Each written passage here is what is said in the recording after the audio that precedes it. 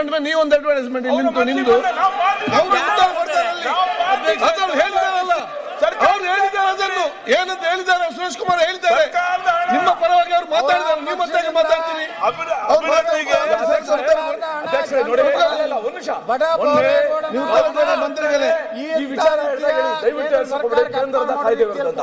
ಇಲ್ಲಿ ಮೇಲ್ಗಡೆ ಕರ್ನಾಟಕ ಸರ್ಕಾರದ ಎಂಬ್ಲೆಮ್ ಹಾಕಿ ಅಡ್ವರ್ಟೈಸ್ಮೆಂಟ್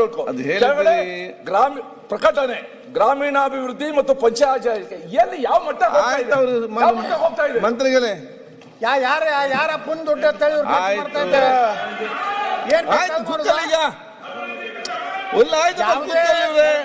ಅಭಿವೃದ್ಧಿಗೆ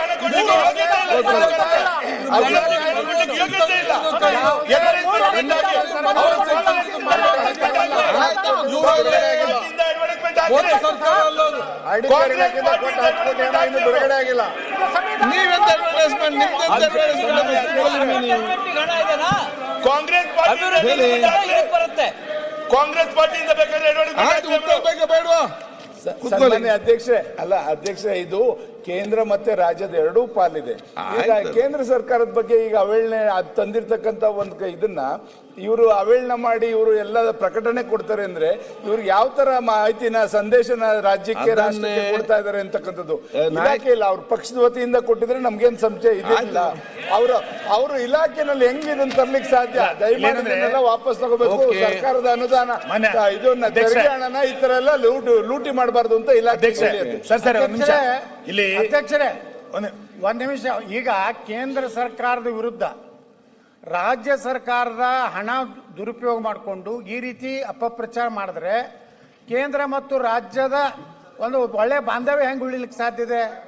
ಇವ್ರದ್ದು ಏನಾರ ಟೀಕೆ ಮಾಡೋದಿದ್ರೆ ತಮ್ಮ ಪಕ್ಷದಿಂದ ಕೊಡ್ಲಿ ಬಿಟ್ಟು ಇವತ್ತೇನು ಸರ್ಕಾರದಿಂದ ಇವತ್ತೇನು ಅಡ್ವರ್ಟೈಸ್ಮೆಂಟ್ ಕೊಟ್ಟಿದ್ರೆ ಗ್ರಾಮೀಣಾಭಿವೃದ್ಧಿಯಿಂದ ಆ ಹಣ ಪಾರ್ಟಿಯವರು ಕೊಟ್ಟು ಅದನ್ನ ವಾಪಸ್ ಕೇಂದ್ರ ಏನು ರಾಜ್ಯ ಸರ್ಕಾರ ಪಕ್ಕಕ್ಕೆ ತುಂಬ್ಕೋಬೇಕು.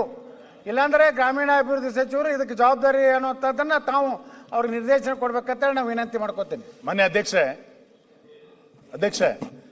ನಾವು ಒಂದು ಒಕ್ಕೂಟದ ವ್ಯವಸ್ಥೆನಲ್ಲಿ ನಂಬಿಕೆ ಇಟ್ಟು ಕೆಲಸ ಮಾಡ್ತಾ ಇರೋಂಥವ್ರು.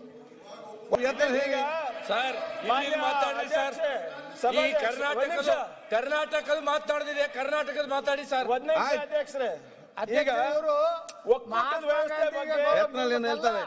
ನಕಲಿ ಗಾಂಧಿಗೆ ಗೌರವ ಕೊಡುವ ಸಲುವಾಗಿ ಈ ಒಂದು ಮನ್ರೇಗಾವನ್ನು ಎಬ್ಬಿಸ್ತಾ ಇದ್ದಾರೆ.